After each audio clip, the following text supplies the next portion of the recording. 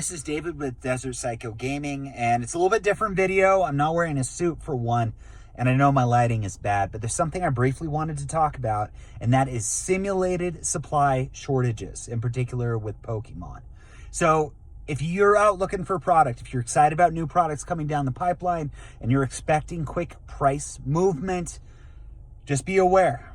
The branded ETBs from Pokemon Center, those are typically in demand and they usually do pretty well, and they're really cool. They're really cool products. But oftentimes, shortly after release, those products go out of stock and they spike in the secondary market. With Lost Abyss in particular, this briefly happened, but shortly after that, they were back online.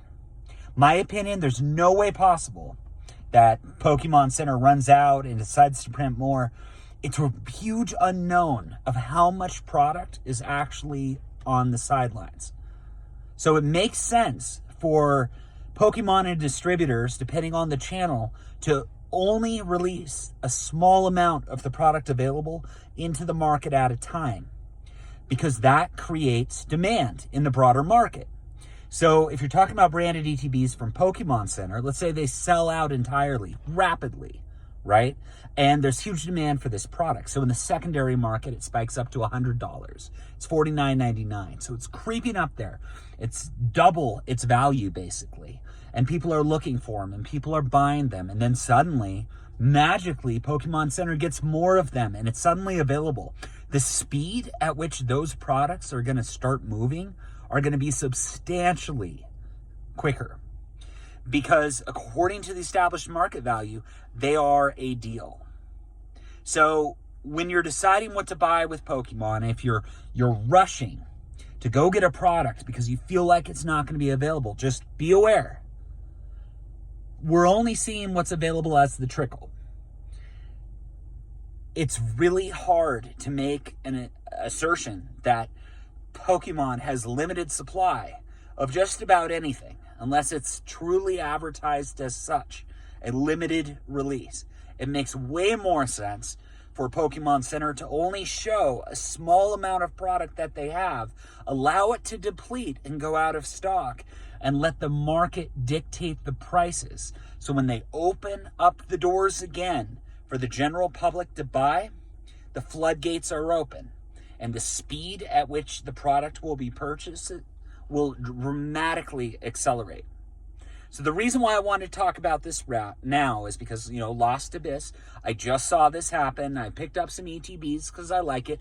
Me personally, I like having sealed product. I love it. I like to open some. The branded boxes I do not open. I prefer to open booster boxes.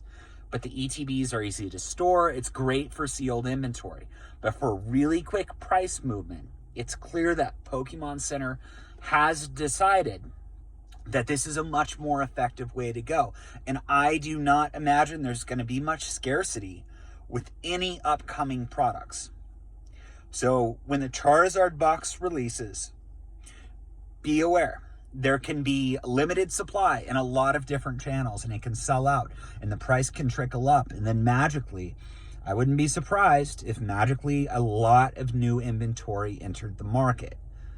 So when the price goes up, buying slows down a bit eventually at a certain point because it becomes too expensive. But people they want it, they see where the prices are at. But when it enters in the primary market again, another offering, that's when they're going to start moving. And that's how Pokemon is going to make a ton of money. So I just thought this was something worth mentioning. This is a channel where I talk about investing in collectible trading cards, particularly Pokemon MetaZoo, sometimes some other games. If this is the kind of topics you like to hear about and engage with, this is probably a channel for you. Please like and subscribe. It helps me out a lot. If you don't like these types of conversations, or you think I'm full of it, let me know in the comments. Everything I say on this channel is not investment advice. I personally invest in trading cards. So I just like to share what I see in the market, what I believe trends are, and kind of what I'm doing. So this particular video isn't a very long one, but I just thought it was worth mentioning.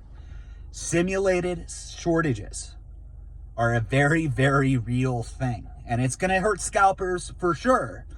but it can also go against expectation of collectors. So I hope you all have a great weekend. Again, this is Dave with Desert Psycho Gaming. You take care.